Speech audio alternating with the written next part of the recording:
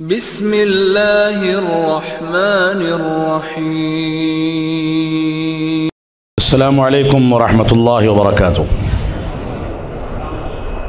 بسم اللہ الرحمن الرحیم۔ الحمد للہ رب العالمین والصلاة والسلام علی رسولہ الکریم محمد وعلی آلہ واصحابہ اجمعین، اما بعد۔ اعوذ باللہ من الشیطان الرجیم، بسم اللہ الرحمن الرحیم۔ یا ایہا الذین آمنوا قوا انفسکم واہلیکم نارا وقودها الناس والحجارہ علیہا ملائکۃ غلاظ شداد لا یعصون اللہ ما امرہم ویفعلون ما یؤمرون۔ محترم سامعین کرام، صدر اجلاس بھیونڈی شہر کے ذمہ داران جماعت، نوجوانان ملت اسلامیہ اور خواتین اسلام،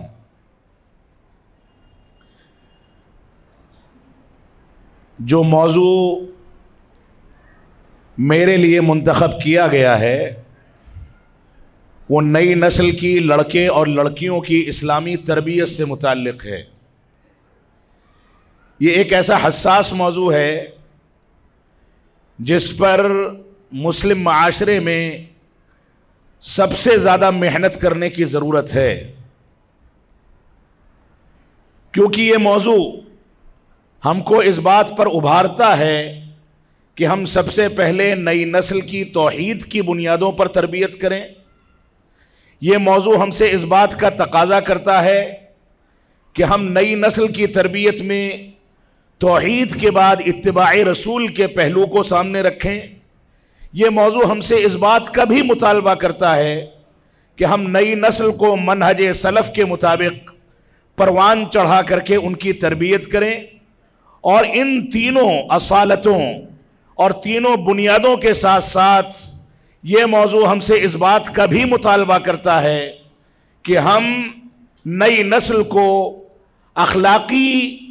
اقدار سے نوازیں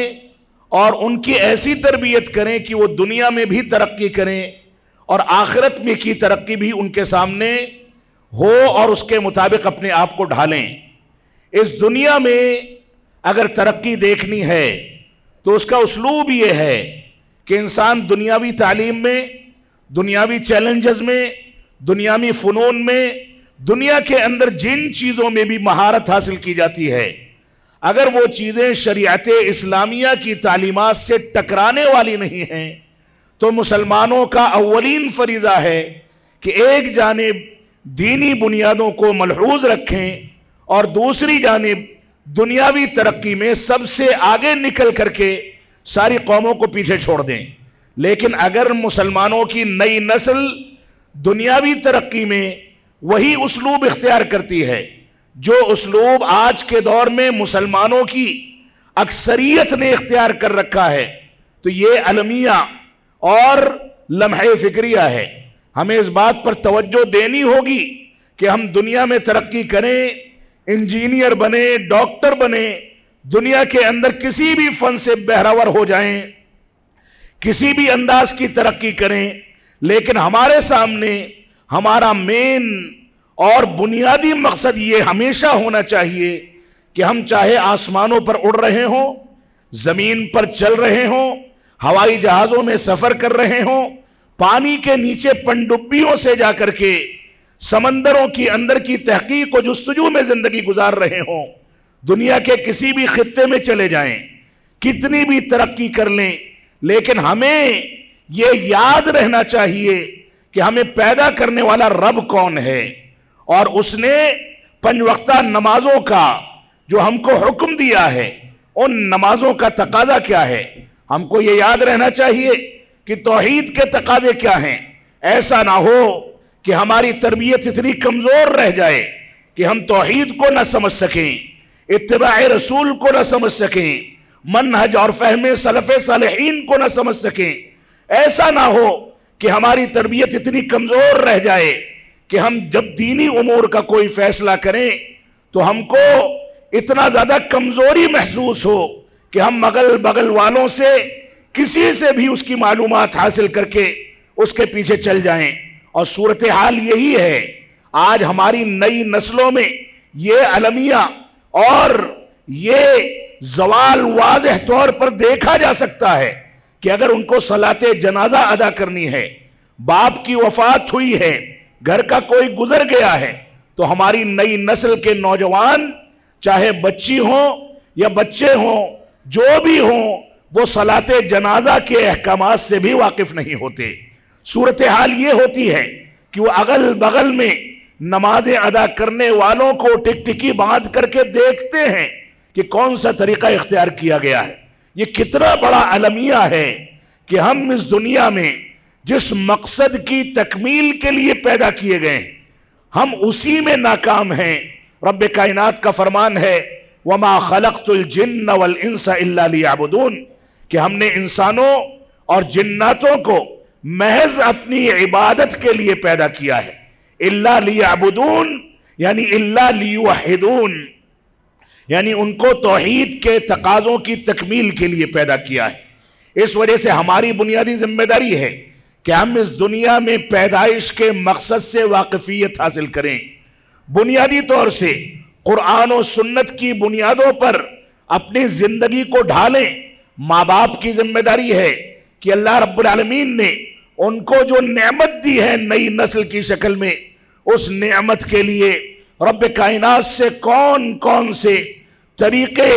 और शरीयत इस्लामिया में कौन कौन से असालीब मिलते हैं, उनको देख करके नई नस्ल की तरबियत का बंदोबस्त किया जाए। रब्ब कायनात ने अगर इंसानी जिंदगी का जायजा लिया जाए, ये शरीयत इस्लामिया के तनाजुर में इंसानी जिंदगी का जायजा लिया जाए, तो रसूल अकरम सल्लल्लाहु अलैहि वसल्लम ने पहली बुनियाद जहां से शादी ब्याह की इब्तिदा होती है, वहीं पर कैद व बंद लगा करके हुदूद मुतअय्यन फरमा दिए और फरमाया, तुनकिहुल मरअतु लिअरबइन, इस औरत से 4 असबाब की वजह से शादी की जाती है, लिमालिहा वलिजमालिहा, और उससे इन 4 असबाब की वजह से शादी ब्याह के रिश्ते को तरजीह दी जाती है। या तो उसका मालो दौलत देखा जाता है, उसका हुस्न जमाल देखा जाता है, उसकी बिरादरी देखी जाती है, या उसके दीन की बुनियाद पर रिश्ता किया जाता है। अल्लाह के नबी सल्लल्लाहु अलैहि वसल्लम फरमाते हैं, फज़फर बिदात दीन, दीन की बुनियाद पर रिश्ता कायम करके तुम जफरयाब और कामयाब हो जाओ। ये बुनियाद है। अगर आने वाली बहू या जिस लड़के को अपनी लड़की के लिए तलाश किया जाता है, इन दोनों के अंदर मालो दौलत, हुस्न जमाल और खानदान के नसब और इज्जत व शरफ से बढ़ करके दीनदारी है, तो ये दीनदारी इनको दुनियावी खूबसूरती पर हावी कर देगी। ये दीनदारी मालो दौलत को सामवी हैसियत दे देगी। ये दीनदारी खानदान और नसब को किनारे कर देगी, क्योंकि अगर इंसान के अंदर दीनदारी है, इस्लामी तरबियत है, तो मालो दौलत का कोई माना नहीं है। मालो दौलत आने जाने वाली चीज है। हुस्न जमाल इंसान की उम्र ढलने के साथ साथ खत्म हो जाता है। इंसान घर से निकलता है, चेहरे पर कोई जख्म आ गया, खूबसूरत चेहरा बदसूरत कर दिया गया, ये रब्ब कायनात का फितरी कानून है। लिहाजा हुस्न जमाल, मालो दौलत और नामो नसब और खानदान को तरजीह देने की कोई हिकमत अमली समझ में नहीं आती। ये चीजें दीनदारी के साथ मिल जाएं तो अच्छी बात है, लेकिन हमारे माशरे में बिरादरी के झगड़े, बिरादरी की बुनियाद पर रिश्तेदारियों के क़याम का तरीका कौन कौन सी शक्लें इख्तियार नहीं कर गया है। हम हराम समझते हैं कि अपनी बिरादरी से निकल करके कोई लड़की तलाश की जाए। हम हराम समझते हैं कि अपनी बिरादरी के अलावा किसी बिरादरी में रिश्तेदारी करने का सोच भी लिया जाए। ये दीन इस्लाम की बुनियादों को खोखला करने वाली चीज है। आप अपनी बिरादरी की लड़की या बिरादरी के लड़के के इंतखाब के बाद दीन इस्लाम या शरीयत इस्लामिया की तालीमात को सामवी हैसियत दे दें, तो वो बच्चा या बच्ची, वो लड़का या लड़की दीनदारी की बुनियाद पर जब जिंदगी नहीं गुजारेंगे, तो ये बिरादरी उनको बड़ों के एहतराम की तरगीब नहीं दिलाएगी, یہ برادری ساس اور بہو کے جھگڑوں کو نہیں روکے گی، یہ برادری حرام خوری پر پابندی عائد نہیں کرے گی۔ یہ ساری کی ساری چیزیں جن چیزوں کی بنیاد پر انسان کو دنیا اور آخرت دونوں میں کامیابی مل سکتی ہے، یہ بنیاد دینداری کی بنیاد ہے۔ انسان جب دیندار ہوتا ہے تو جانتا ہے کہ مجھ کو رب کائنات کے آگے جھکنا ہے۔ انسان جب دیندار ہوتا ہے تو جانتا ہے کہ توحید کے تقاضے کیا ہیں۔ انسان جب دیندار ہوتا ہے تو اس بات کو سمجھتا ہے کہ قرآن و سنت کے مطالبات کیا ہیں۔ انسان جب دیندار ہوتا ہے تو دینداری کی بنیاد پر اس کے ہاں شریفانہ قدریں، انسانیت کی قدریں، اسلام کی قدریں، اسلامی تہذیب کی قدریں، ایک دوسرے کے احترام کی قدریں، بڑوں کے ساتھ احترام کے معاملات، چھوٹوں کے ساتھ شفقت کے معاملات، اور ایسے ہی خواتین کی عزت و تکریم، بوڑھوں کی عزت و تکریم، اور اسلامی بنیادوں پر کوئی چیز غلط طریقے سے پنپ رہی ہو تو اس کو روک دینے کا ہنر، کوئی اچھی چیز ہو تو اس کو آگے بڑھانے اور حوصلہ پیدا کرنے کا ہنر، یہ ساری کی ساری چیزیں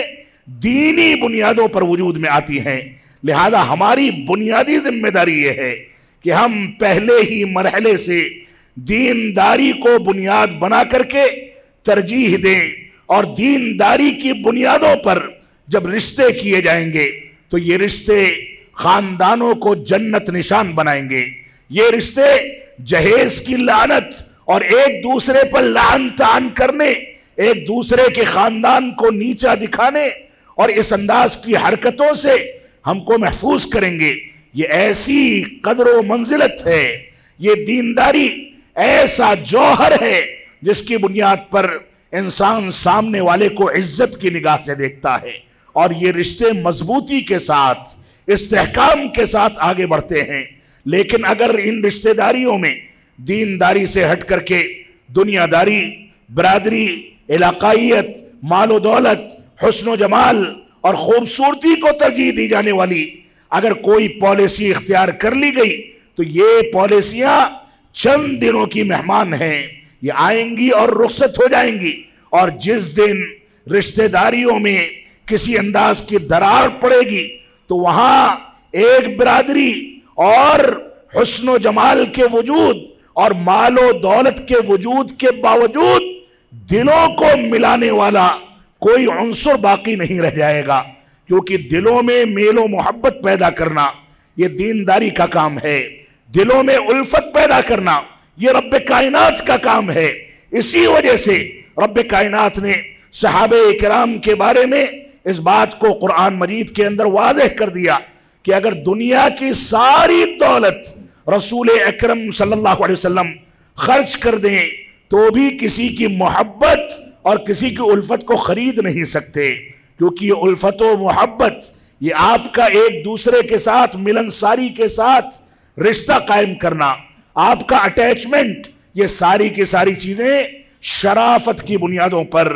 انسانیت کی بنیادوں پر قائم ہوتی ہیں، اور اس شرافت کو، اس انسانیت کو صحیح رخ دینی تعلیمات کے ذریعے سے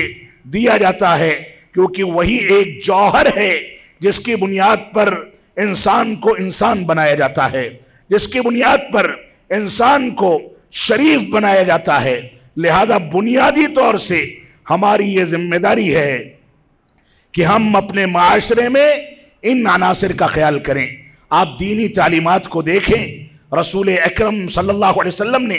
جہاں ایک جانب یہ فرمایا کہ فَاظْفَرْ بِذَاتِ الدِّین، دین کی بنیاد پر لڑکی کو تلاش کر کے کامیابی کے ذرائع تلاش کر لو، وہیں دوسری جانب نکاح جب قاضی پڑھاتا ہے، خطبہ مسنونہ پڑھا جاتا ہے، خطبۃ الحاجہ کی تلاوت کی جاتی ہے، اس تلاوت میں ہم نے اس کو رسم و رواج بنا دیا کہ قاضی آئے گا اور خطبۃ الحاجہ پڑھے گا، اس کو لفافہ دیا جائے گا اور رخصت کر دیا جائے گا۔ معاف فرمائیں گے، یہ خطبۃ الحاجہ ایک رسم نہیں ہے، یہ ایک پیغام ہے، یہ ایک میسج ہے، یہ انسانیت کی اسلامی تربیت کا راز ہے، جس میں لڑکے اور لڑکی کو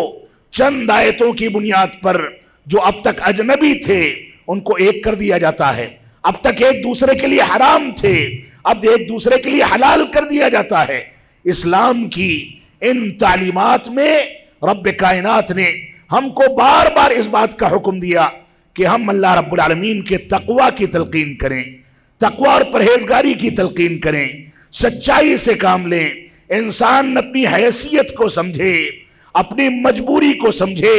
اپنی کمزوری کو سمجھے۔ یہ مختلف شعبہ جات میں، مختلف برادریوں میں، مختلف رنگت میں، مختلف زبانوں میں، مختلف علاقوں میں انسان کو جو بکھیر دیا گیا ہے، کوئی زبان بولتا ہے، کوئی گورا ہے، کوئی کالا ہے، کوئی چاول پہلے کھاتا ہے، کوئی روٹی پہلے کھاتا ہے، کوئی کسی تہذیب کو اختیار کرتا ہے، کوئی کسی تہذیب کو اختیار کرتا ہے۔ اسلام نے تہذیب کے اس اختلاف کو محض تعارف کا ذریعہ بتایا ہے۔ ایک دوسرے کو پہچان لو، ایک دوسرے کی تہذیب سے فائدہ اٹھاؤ، لیکن بنیاد کیا ہے؟ ان اکرمکم عند اللہ اتقاکم۔ بنیاد یہ ہے کہ تم میں سب سے زیادہ باعزت اور سب سے زیادہ شرف والا، سب سے زیادہ افضلیت رکھنے والا وہ شخص ہے جو سب سے زیادہ متقی اور پرہیزگار ہو۔ اور معاف فرمائیں گے، جو متقی ہوگا،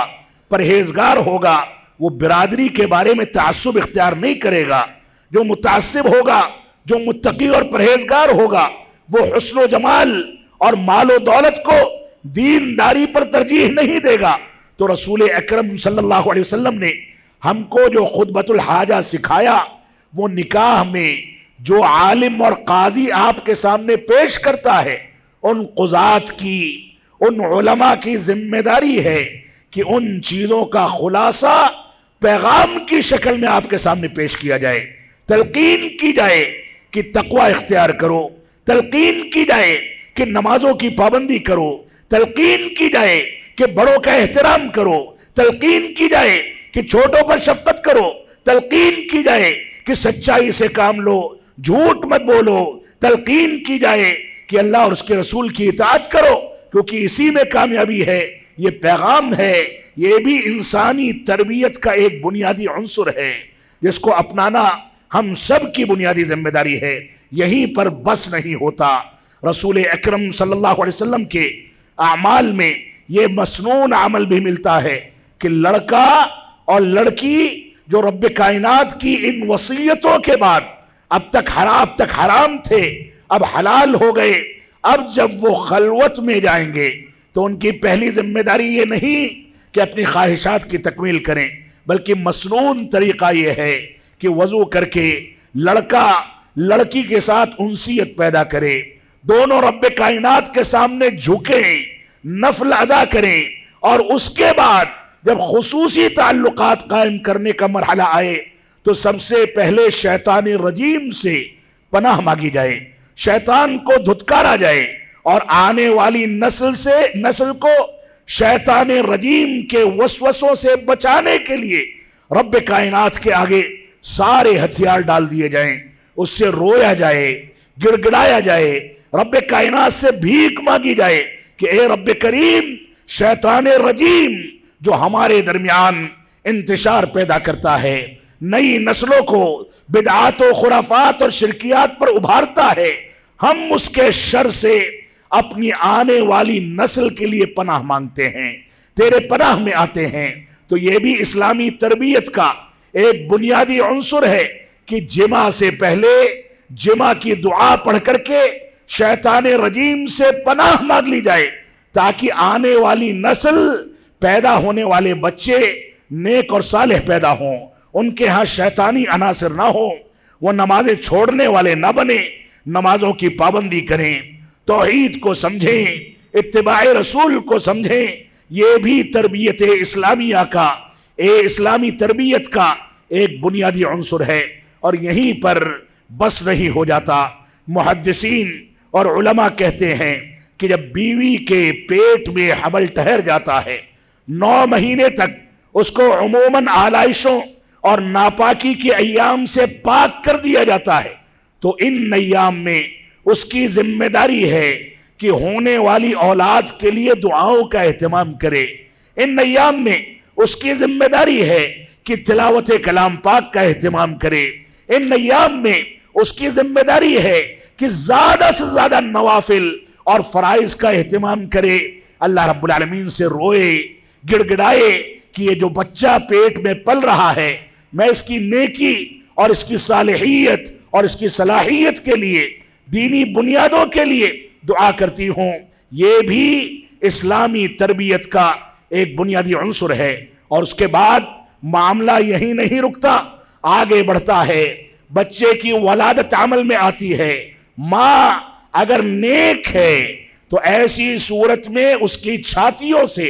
बच्चा जो दूध पीता है, उस दूध के असरात उसकी तरबियत में पड़ते हैं। अगरचे रिवायतें ज़ईफ है,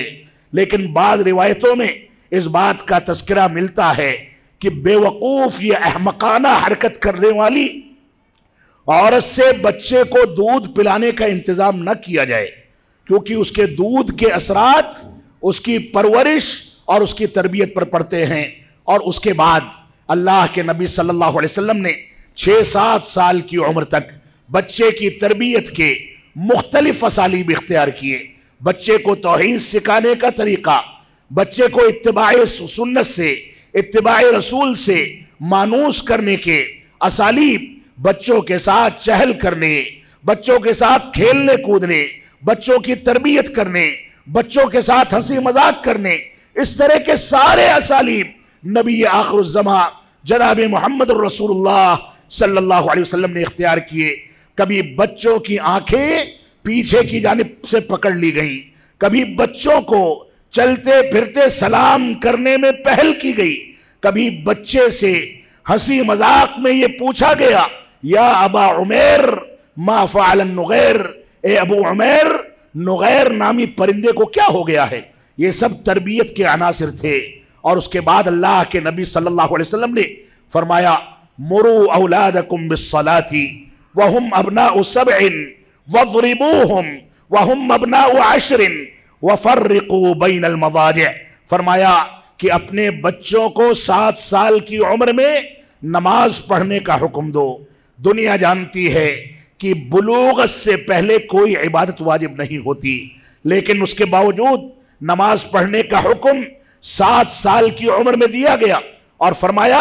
जब 10 साल का हो जाए उसके बावजूद नमाज की पाबंदी ना करे तो उसको मारो, सजा दो, उसके सामने ये साबित कर दो कि हमारे खानदानों में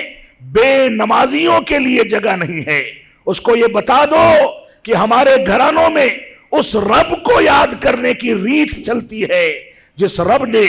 हमको हकीर पानी के जरिए पैदा किया है। उस रब की तौहीद का निजाम चलता है, जिस रब ने हमारी तख्लीक के मकसद को तौहीद के क़याम से ताबीर किया है। लिहाजा हमारी ये जिम्मेदारी है कि बच्चों को 7 साल की उम्र में नमाजों का हुक्म दिया जाए। 10 साल के हो जाए उसके बावजूद ना पढ़ें तो उनको सजा दी जाए। और आप खुद बताएं, ये 3 साल की तरबियत, ये 3 साल की ट्रेनिंग जो सिर्फ नमाज के लिए देने का हुक्म दिया गया, ये कोई मामूली मुद्दत नहीं है। अगर माँ बाप नाकाम हैं तरबियत में तो बहुत मुमकिन है कि 3 साल में उसको नमाजी ना बना सकें। और ऐसे बेशुमार वाक़यात हमारे सामने आते हैं। माँ बाप आकर के सर पकड़ लेते हैं, कहते हैं कि मौलवी साहब हमारा बच्चा नमाज नहीं पढ़ता, माँ बाप की फरमाबरदारी नहीं करता, घर में इस्लामी रीत रिवाज को इख्तियार नहीं करता, नमाजें छोड़ देता है, मस्जिद में दाखिल नहीं होता, गलत हरकतें करता है। अल्लाह के वास्ते अगर आपने दीन के इस निज़ाम को फॉलो किया होता, बच्चे की तरबियत के लिए इन अनासिर का एतबार किया होता, तो अल्लाह की कसम आपको आकर के ताउन उनसे न लेना पड़ता जिनको रातों दिन आप गालियां देते हैं, जिनके बारे में गलत फहमियां फैलाते हैं, जिन उलमा को अपने घर की लौंडी समझा जाता है कि जनाजा पढ़ा दें, निकाह पढ़ा दें, उनका काम हो गया, मस्जिदों से बाहर कर दिया जाए, उनको आसूदा ना किया जाए। माफ फरमाएंगे, ये उलमा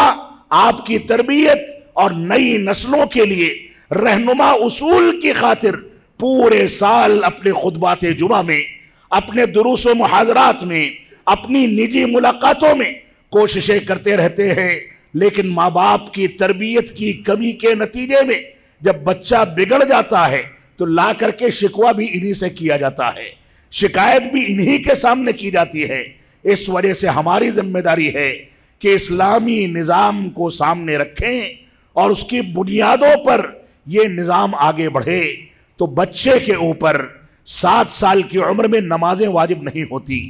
10 साल की उम्र में भी नमाजें वाजिब नहीं होती, लेकिन उसके बावजूद उसको नमाज पढ़ने का हुक्म दिया जाएगा, उसकी तरबियत की जाएगी, उसको मस्जिदों से जोड़ा जाएगा, मस्जिदों से जोड़ करके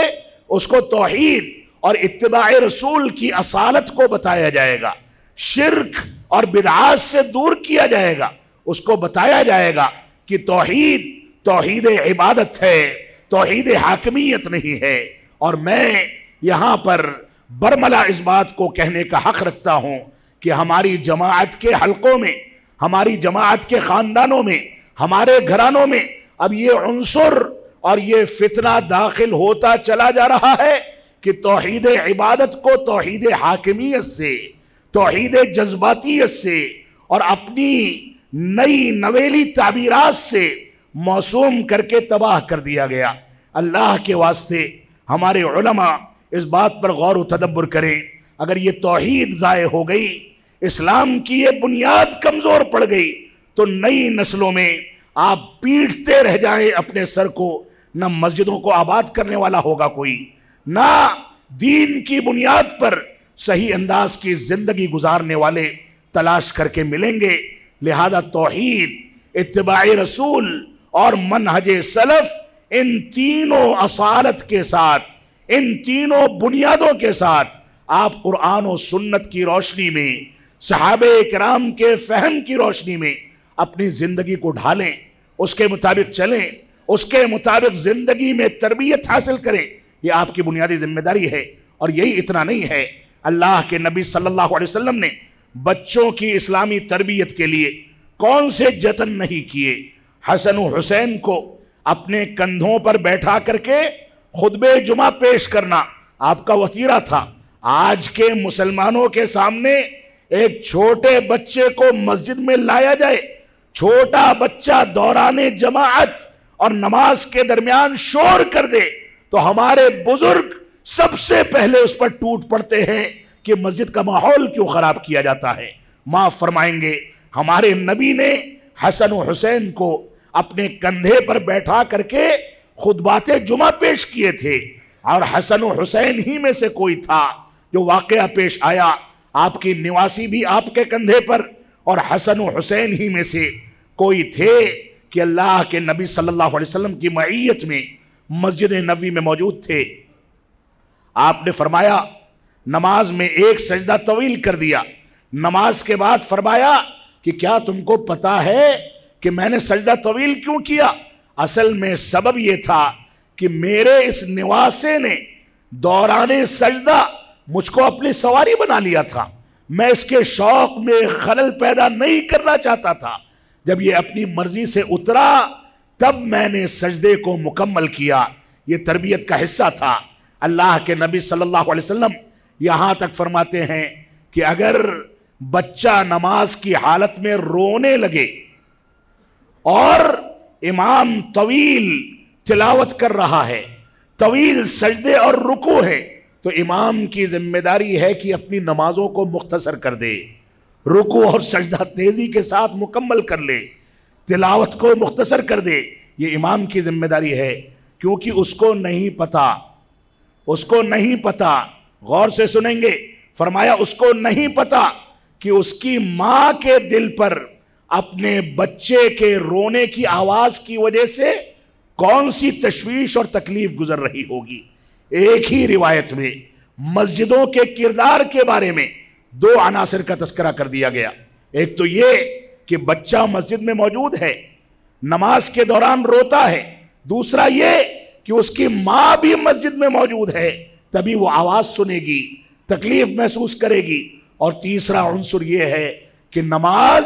जो रब्ब कायनात के फ़राइज़ में से एक फरीज़ा है, उसको भी बच्चों की तरबियत और नई नस्ल की तरबियत के लिए मुख्तसर किया जा सकता है। ये इस्लामी उन्सुर है, ये इस्लामी तरबियत के अनासिर हैं। हमारी जिम्मेदारी है कि इन चीज़ों को सामने रखें। मैं असल मौजू पर आऊँगा और समेटने की कोशिश करूँगा। सेहत मेरा साथ नहीं दे रही है, आप इस बात को महसूस कर रहे होंगे, लेकिन उसके बावजूद आपसे गुफ्तगू करनी है। रब्ब कायनात हमको कुरान और सुन्नत और मनहज सलफ़ के मुताबिक ज़िंदगी गुजारने की तौफीक अता फरमाए। जो आयत करीमा आपके सामने इब्तिदा में तिलावत की गई, अल्लाह रब्बुल आलमीन ने इरशाद फरमाया, या अय्युहल्लज़ीना आमनू क़ू अनफुसकुम व अहलीकुम नारा। ए ईमान वालो, अपने आप को और अपने अहलो अयाल को उस आग से बचा लो, जहन्नम और दोज़ख की उस आग से बचा लो। क़ूदुहन नास वल हिजारा, जिसका ईंधन इंसान और पत्थर होंगे। अलैहा मलाइकतुन ग़िलाज़ुन शिदादुन ला यासून अल्लाह मा अमरहुम व यफ़अलून मा युमरून। उस आग के ऊपर जो फरिश्ते पहरेदार बैठाए जाएंगे वो बहुत सख्त दिल और मजबूत फरिश्ते होंगे, लिहाजा उस आग से अपने आप को बचाओ। ये फरिश्ते ऐसे होंगे कि इनको जो हुक्म दे दिया गया वही अंजाम देंगे।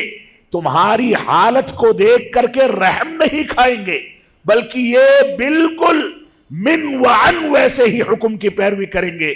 जैसे इनको हुक्म दिया गया होगा। अल्लाह रब्बुल आलमीन ने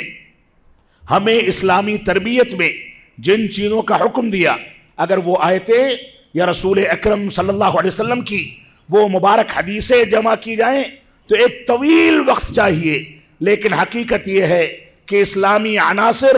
इस्लामी तालीमात के चंद गोशे जो आपके सामने बयान किए गए हैं वो इस्लामी तरबियत के लिए काफ़ी हैं। लेकिन मसला क्या है, अलमिया क्या है, मामलात क्या हैं और अफसोस का मकाम क्या है? मकाम ये है कि आज हमारी जमाअत में मसलहत पसंदी और सुलह कुल्ली की पॉलिसी ने अम्र बिल मारूफ के साथ साथ नहीं अनिल मुनकर के फरीजे को मफकूद कर दिया है। हम बच्चों को देखते हैं कि वो बीड़ी सिगरेट पी रहे हैं, बच्चों को देखते हैं कि गाली गुलूज करते हैं, बच्चों को देखते हैं कि उनका पैजामा टखने से नीचे झूल रहा है, बच्चों को देखते हैं कि वो गलत अंदाज की हरकतें करते हैं। हमारी जिम्मेदारी है कि हम सख्ती के साथ उनको रोकें। हमारे घरानों में बेगैरती ना फैले, हमारे घरानों में गैर इस्लामी रीत रिवाज परवान न चढ़े, बल्कि हम कुरान और सुन्नत के मुताबिक अपने बच्चों की इस्लामी तरबियत की जिम्मेदारी उठाएं और इस इस्लामी तरबियत के दोनों पहलुओं को सामने रखा जाए। एक पहलू यह है कि उनको इस्लामी तालीमात से वाकिफ कराया जाए, उनको बताया जाए कि तौहीद क्या है, तौहीद उबूदियत क्या है, तौहीद इबादत क्या है, और उनको साथ में इस बात से डराया भी जाए कि हमारे माशरे में बड़े खूबसूरत चेहरे रखने वाले, बड़ी खूबसूरत तकरीर करने वाले, बड़ी खूबसूरत दाढ़ी रखने वाले, बड़े अच्छे अल्फाज में आपको मुखातब करने वाले, सोशल मीडिया पर छा जाने वाले गैर उलमा वाइदीन हो, ब्रदर्स हों, इंजीनियर्स हों और ऐसे ही डॉक्टर्स हों, एडवोकेट्स हों, ये बड़े आराम के साथ कैमरे के जरिए आपके अंदर गुमराही फैलाने और इस्लामी बुनियादों से आपको बहकाने के लिए मार्केट में अवेलेबल हैं, मार्केट के अंदर मौजूद हैं। आप उनको बताएं कि दीन को सीखने के लिए किसको सुनना है, किससे बचना है। आप उनको ये भी बताएं कि ऐसे उलमा जो नामवर उलमा हैं लेकिन वो इस्लाम की बुनियादों पर मुकम्मल तरीके से कायम नहीं हैं, वो अम्र बिल मारूफ का फरीजा अंजाम देते हैं, फजाइल का तस्करा करते हैं, चीज़ों की अहमियत को बताते हैं, लेकिन नहीं अनिल मुनकर के फरीजे में सुलह कुल्ली की पॉलिसी इख्तियार करके लोगों को खुश करने में लग जाते हैं। ऐसे लोगों से, ऐसे उलमा से भी नई नस्ल को महफूज रखा जाए,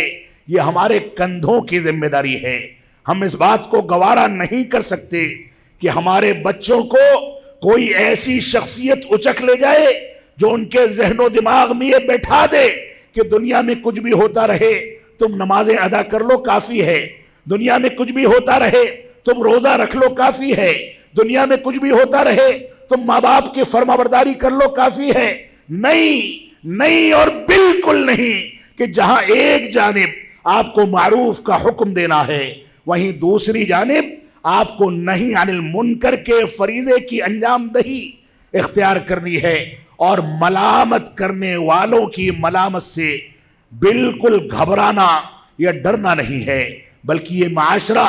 آپ دیکھیں کلمہ توحید کے دونوں ارکان کو دیکھ لیں، اثبات و نفی کے ارکان کو دیکھ لیں، صحابہ کرام کی پوری زندگی کا جائزہ لے لیں، آپ دیکھیں کہ عمر بن خطاب رضی اللہ تعالیٰ عنہ کے ہاتھ میں تورات و انجیل کو دیکھ کر کے رسول اکرم صلی اللہ علیہ وسلم کیسے غضبناک ہو گئے تھے۔ آپ دیکھیں کہ اماں عائشہ کے حجر مبارکہ پر جب پردہ دیکھا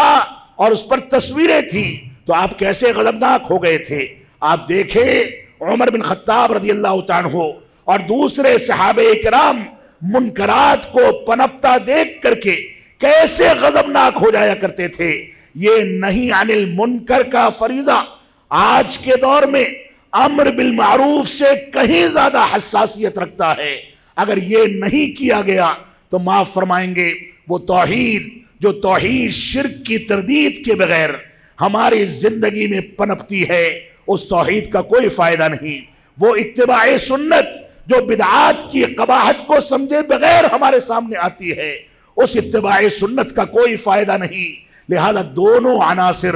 آپ لے کر کے چلیں اور دونوں بنیادوں پر نئی نسل کی اسلامی تربیت کی ذمہ داریوں کو اٹھائیں۔ تو یہ رسول اکرم صلی اللہ علیہ وسلم کی زندگی کے مختلف گوشے ہیں جن گوشوں کو سامنے رکھ کر کے آپ کو اسلامی تربیت کو اختیار کرنا ہے۔ تو اسلامی تربیت میں چند بنیادی عناصر کا تذکرہ کر کے میں اپنے خطاب کو سمیٹوں گا۔ پہلی چیز یہ ہے کہ شیطان اور کفار کی مخالفت کی جائے، کفار کے عقائد کی مخالفت کی جائے، ہر اس بنیادی عنصر کی مخالفت کی جائے جس کی بنیاد پر بدعات کو پنپنے کا موقع ملتا ہے، شرکیات کو ہمارے گھرانوں میں داخل ہونے کا موقع ملتا ہے۔ ایسی ساری کھڑکیاں بند کر دی جائیں، ایسے سارے دروازے سیل کر دیے جائیں جن کھڑکیوں سے یا جن دروازوں سے ایسے عناصر داخل ہوتے ہیں جن عناصر کی بنیادوں پر خلافت و ملوکیت کے بہانے سے صحابہ کرام پر تنقید کرنے کا دروازہ کھلتا ہے۔ یہ صحابہ کرام ہماری آبرو تھے،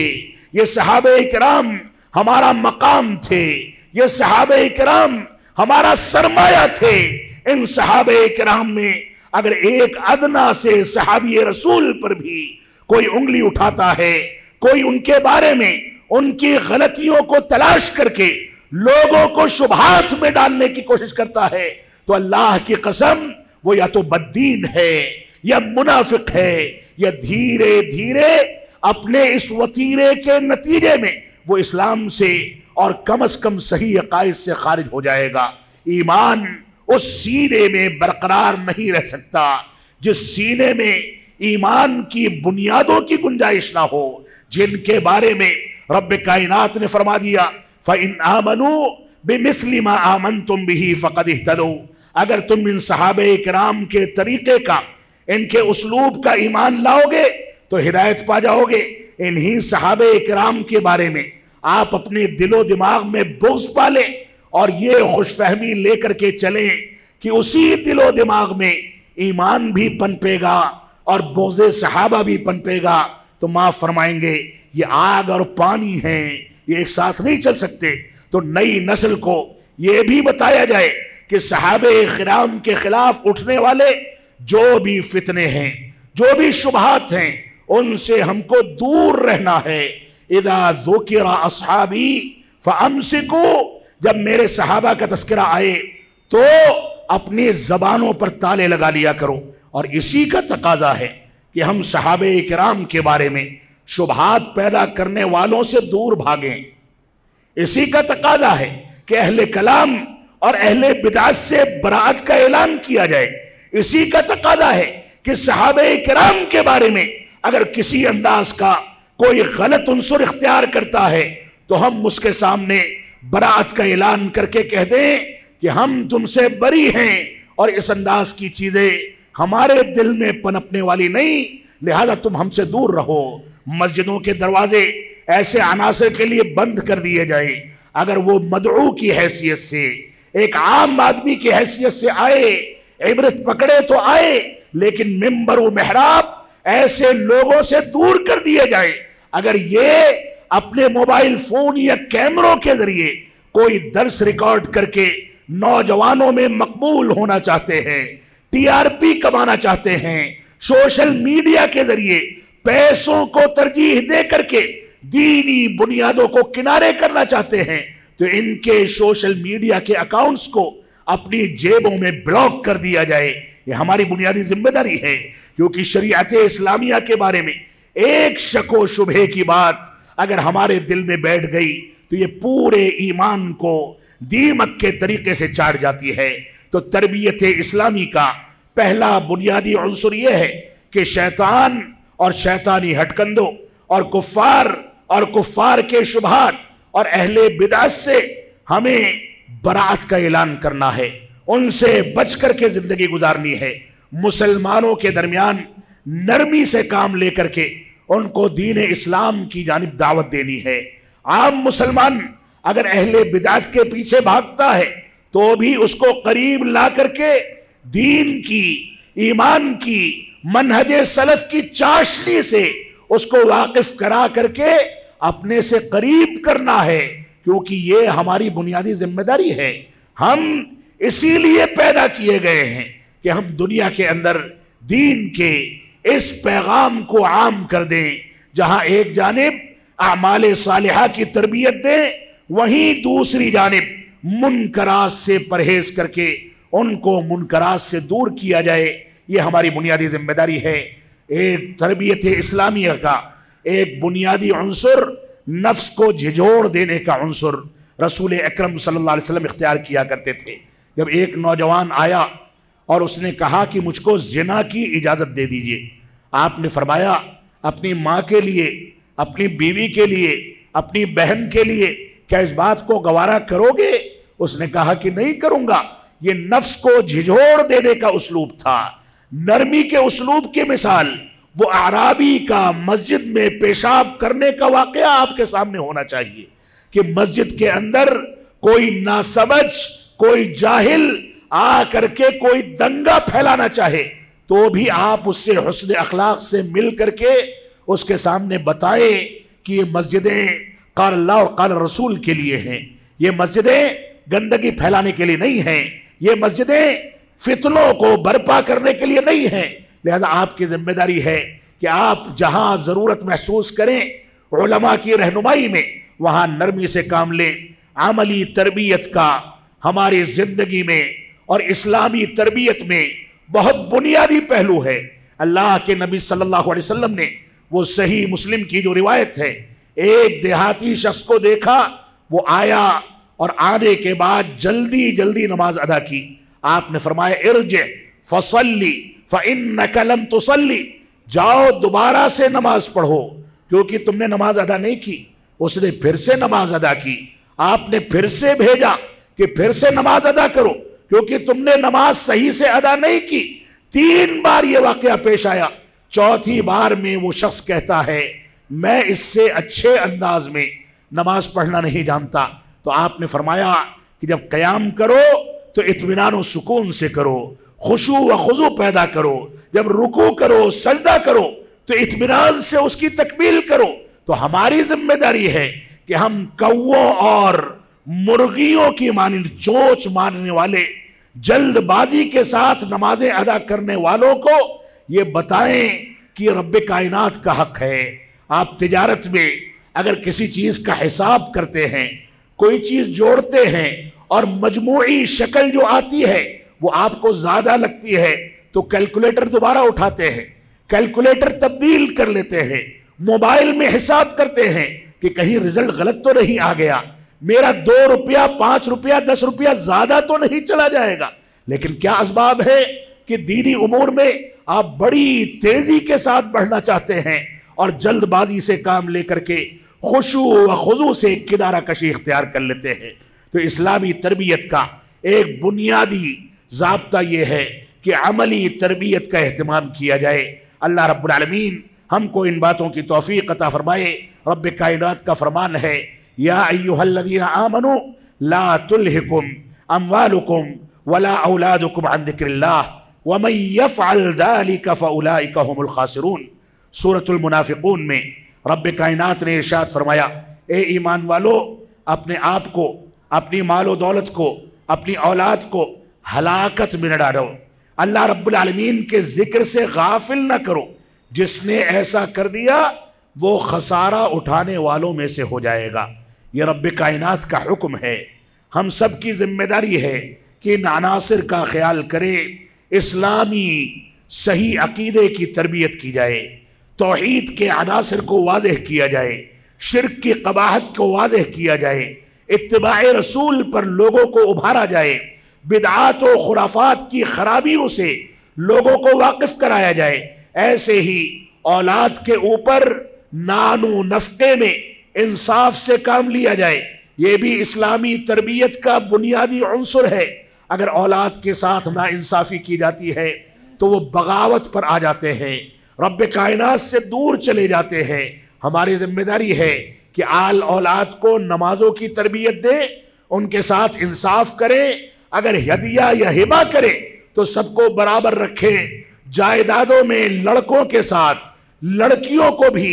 شامل کیا جائے، ان کو محروم نہ کیا جائے۔ ہمارے خاندان اور ہماری طاقتیں، نئی نسلیں، ہماری اولادیں ان ناانصافیوں کی وجہ سے اتنی زیادہ تتر بتر ہوتی چلی جا رہی ہیں کہ خاندان ٹوٹ جاتے ہیں، بھائی بھائی کا دشمن ہو جاتا ہے، بھائی بہن کا دشمن ہو جاتا ہے، بہن بہن کی دشمن ہو جاتی ہے، اولاد ماں باپ کے خون کی پیاسی ہو جاتی ہے، ماں باپ کو مارا جاتا ہے، ماں باپ کو گھر سے نکال دیا جاتا ہے۔ لہذا اگر آپ کو عزت و وقار چاہیے تو انصاف سے کام لیجئے، اولاد کی اسلامی تربیت کیجئے، اولاد کے درمیان ناانصافی سے کام نہ لیا جائے۔ اسی طریقے سے اسلامی تربیت کا ایک بنیادی عنصر یہ ہے کہ ہم اولاد کے درمیان عدل و انصاف سے کام لینے کے ساتھ ساتھ ان کے ساتھ ایک انصاف یہ بھی کریں کہ ان کو دنیاوی آلائشوں سے،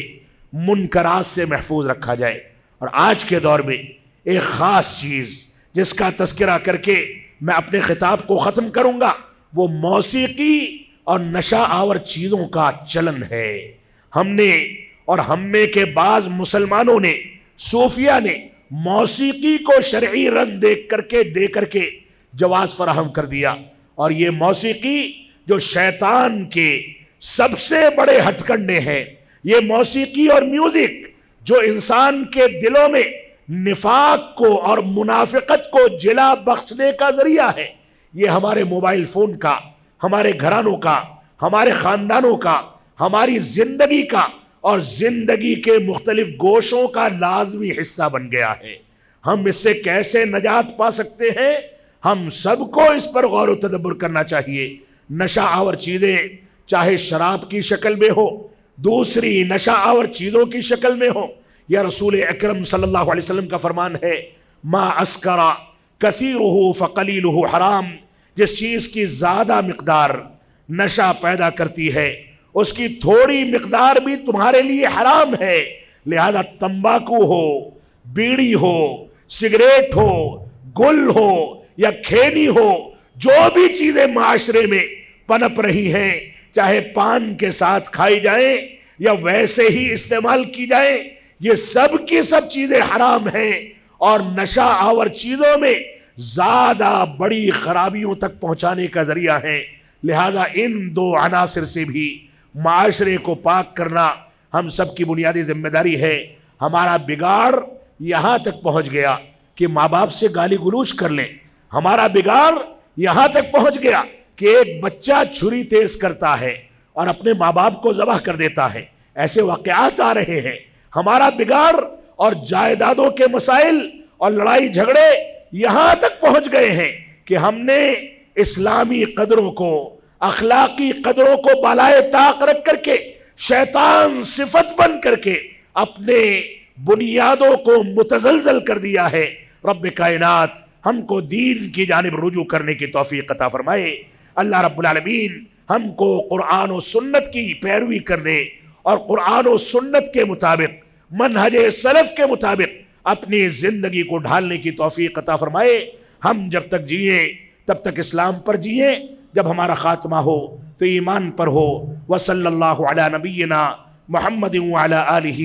وصحبہ وسلم۔ والسلام علیکم ورحمۃ اللہ وبرکاتہ۔